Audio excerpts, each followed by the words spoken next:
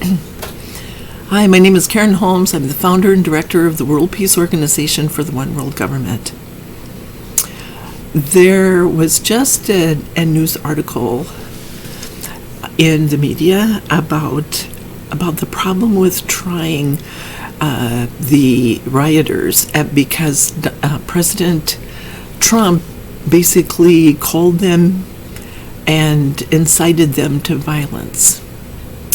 And how can they defend themselves? And they're talking about Donald Trump as being a defense, that they believe that Donald Trump was the president of the United States, and therefore that he bears some responsibility in doing that. Would it be fair for them to go to prison for the rest of their lives, or however long it would be, when Donald Trump is the one who called them in and basically appealed to their sense of patriotism? In their eyes, they're patriots. And this is like an optical illusion that on one side it looks one way and on the other side it looks the opposite way. And this is where we run into problems in our legal system.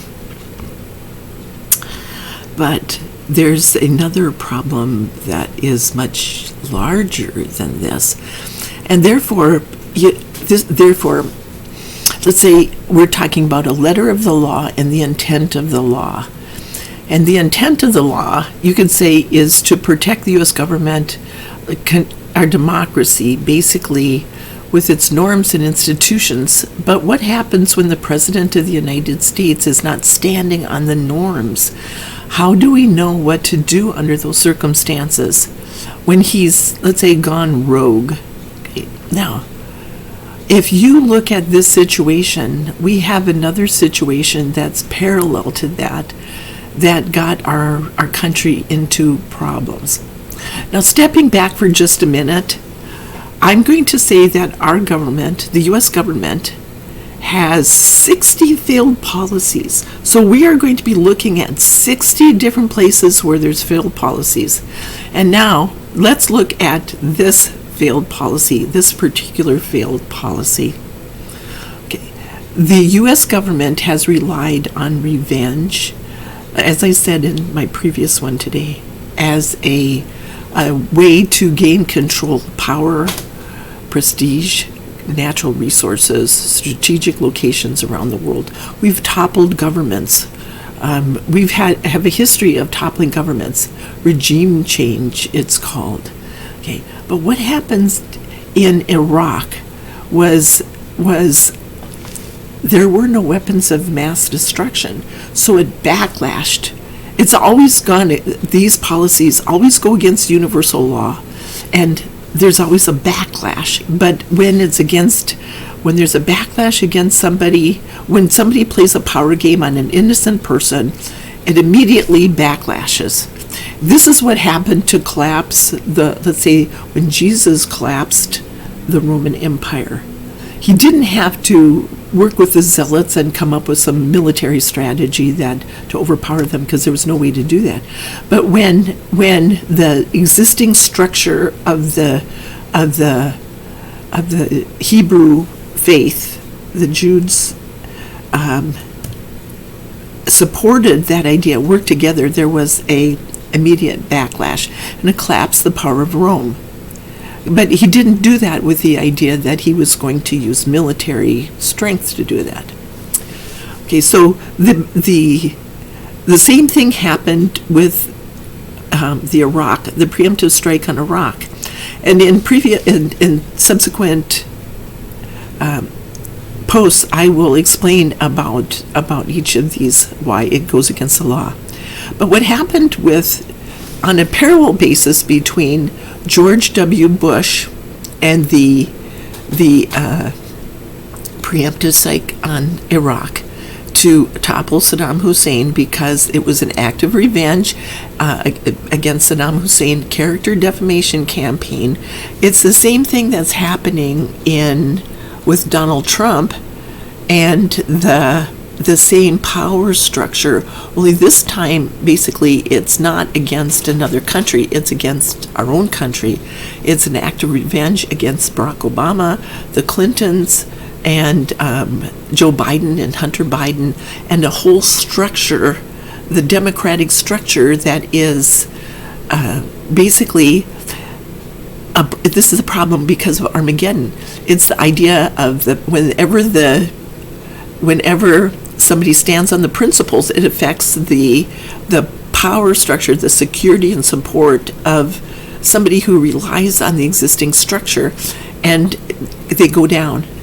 It's when two people are sitting in a field, one is taken and the other is left behind.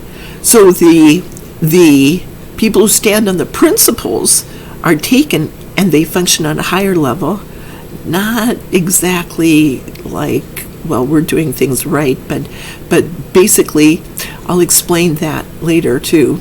Basically what happened is the Republicans have gone down into the power games and have lost power. Okay, now, so how do you mount a defense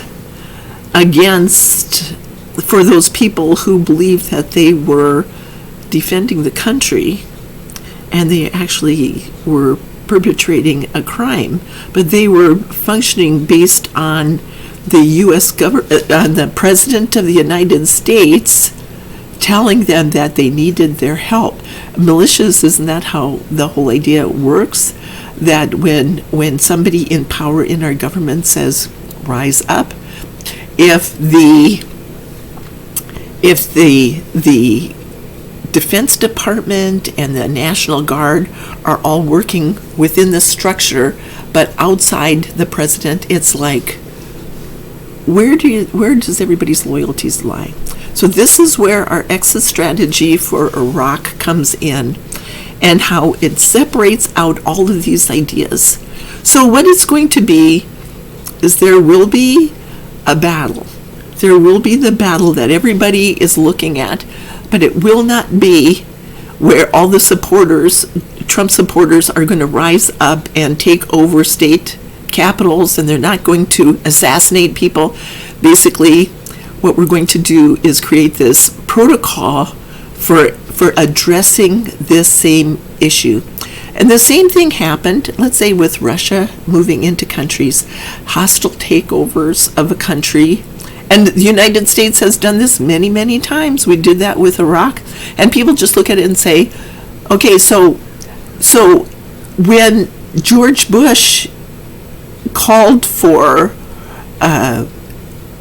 he used a lie to justify invading Iraq. It was an act of revenge. And then he got a whole bunch of soldiers, U.S. soldiers, to sign up. And these people are considered patriots. These people are respected. They're considered patriots. So what happens if Donald Trump does the same thing and these people are not? So we have to be able to justify one act by George Bush and one act by Donald Trump. He's the president of the United States at the time he was. So are we going to, how can we have to justify that by coming up with a protocol for addressing this issue. And the same thing happened 5,000 years ago or so, when that happened in, the same thing happened in amongst the beakers at Stonehenge. So we are taking the U.S. government one step forward, and we're taking the Stonehenge one step forward. We're looking at a protocol. Though before, all the disputes that were settled at Stonehenge were wars. Now we're talking about a protocol for ending genocides. And it's going to be applied all around the world. So here we go. This is how it's going to end. If the Democrats stand up and declare that they're going to just impeach him, they ask for his resignation. Basically, what it does is it leaves this big, huge misunderstanding, and the conflict is never resolved. And that's what happened in Iraq. Young people are growing up, and they don't realize that their country is being controlled by an outside force. Okay. That is one of the first things when I start asking questions of the spiritual hierarchy. said, why didn't the U.S. government, if we took them over, why didn't we instate a democracy in Iraq? If we are going to set up a government, why did they set up a parliamentary system? It's because parliamentary systems can be controlled from the outside. Okay, so now what you have here is a structure where we are going to start defending the rights of the people, because the games are oppressive. Okay, every culture has a right to express its own character, its own. It has a right to be respected. It has a right to express itself in the way that it chooses. Okay, so what we are doing now is we're setting up a protocol to end genocides, but we're also making it possible to, let's say, redraw the lines that were drawn, misunderstandings, and all these failed policies that the U.S. government has gotten ourselves into trouble. We consider ourselves the greatest country in the world, but we have no idea, because of all our policies go against universal law. We are no longer one nation under God. And because we're under God, we're indivisible with liberty and justice for all. Okay, that's it. I ask that you like, share, and subscribe. Okay, and check out the exit strategy for Iraq on our website for the 2012, the first one. And in my next video, I'm probably going to talk about the books. Okay, so I'll talk to you later. Like, share, and subscribe. Thanks.